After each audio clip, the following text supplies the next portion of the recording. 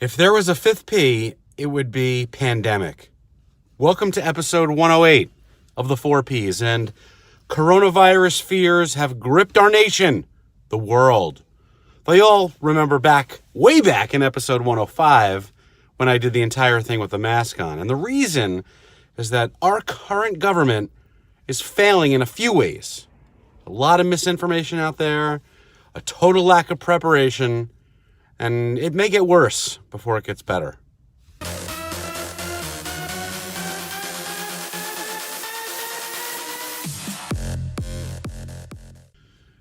Good news, though. The angel of death, Mike Pence, is now in charge here in the U.S., and as a result, communication has been censored. We're not hearing from the scientists at the CDC. They can't communicate directly to the public without it going through the White House first. This is a dangerous precedent, and these are the reasons why the election to reclaim America this year becomes that much more important. After Joe Biden's decisive win in South Carolina, the primary this past week, today's Super Tuesday primaries are, huge.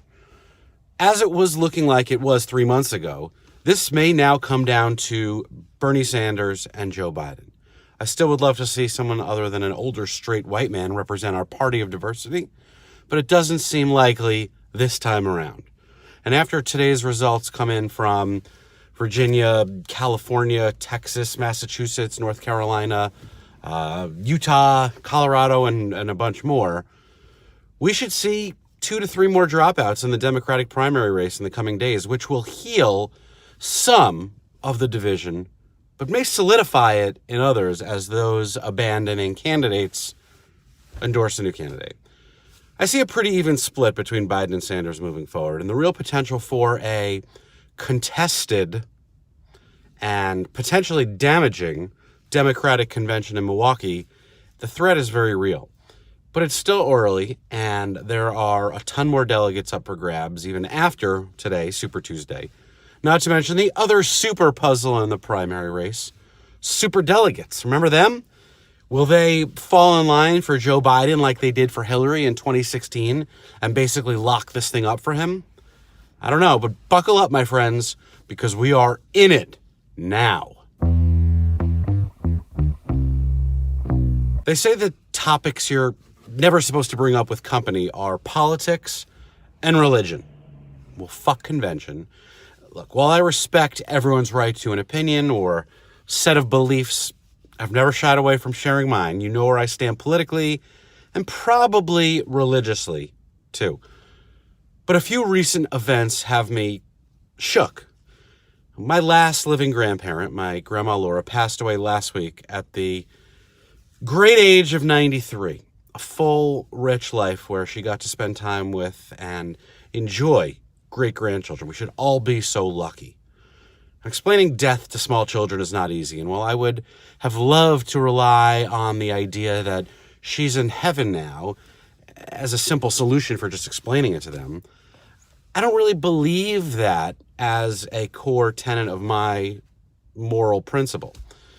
But after returning from her funeral on Friday, I was looking through an old file cabinet in my house for something else and stumbled across something I hadn't seen in a long time. It was an invitation to my bar mitzvah addressed to her, my grandparents, from 30 years ago. And I had to think hard about how this had come back into my possession because it was addressed to them. And then I remembered that on my wedding night a dozen years ago, my grandmother handed me this envelope. And I didn't think about it again. I just put it in the pile with all the other checks and the cards, and I didn't really think about it. It went into my file cabinet.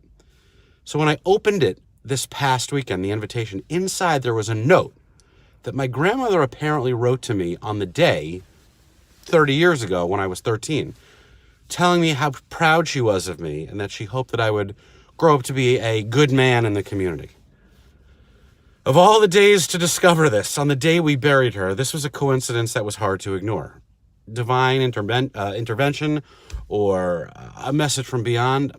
I don't think so. But hey, if God wants to send me a message, she is more than welcome to do so through any vehicle that she deems fit. practical P of the 4Ps is usually where you get the most variety from week to week. From a new app to a commuter tip to even a new Netflix show. And while I'd love to use all 4Ps this week to talk about Love is Blind on Netflix because, wow. No, I'm going to recommend another family-friendly practical tip, and that is Lego Masters. It's a new show on Fox, our family's new favorite show, something we can all watch together and love. It's actually our new Friday night routine before we all go to bed. The show premise is simple. Teams of two working together in a reality-based show, building compelling, slightly nerdy Lego build challenges. And these are super talented and also quite nerdy Lego geniuses. And it's hosted by Will Arnett, who is, in this role, amazing. Sharp and funny, and there's multi-layered humor that everyone from me to my kids can get. Our kids watch very little television, but we've turned this into an event. And I love how it's showing teams full of representative inclusiveness. The father-son team, the husband-wife, the brothers, the best friends, a team of stranger Lego experts coming together, and also the same-sex couple, which gave us another opportunity to talk to our kids about all different types of relationships and love, and how those can be unique and special, just like Lego builds themselves. The ability to personalize at scale via digital channels was supposed to change marketing and advertising for the better. To give consumers a more relevant message in ways that resonated more individually sounds great. And it still can be great. But mediocre to shitty content, uninformed advertisers, and those looking to turn social media into social marketing platforms are making things much harder for those who really do want to give consumers a better experience. In an age of increasing complexity, a more fragmented digital landscape, a better informed, more connected end user, and more brand competition and crowding in this space than ever before, let's get back to basics again. Please. Define very specific business objectives. Focus, prioritize and understand the target consumer through meaningful, accurate research. Balance the strategy for different levels of the conversion funnel again. And optimize this. Don't get distracted by new platforms, new partners, or technology. Be open to adaptation and pivot within degrees of flexibility, but don't lose sight of those core objectives that you set, right? Ultimately, we're all measured by some degree of conversion KPIs, but engagement is not a proxy for sale, and reach is not a proxy for success. For those still preaching that it is, I don't think you're going to be in this business for very long. And with that, have a great week, everybody.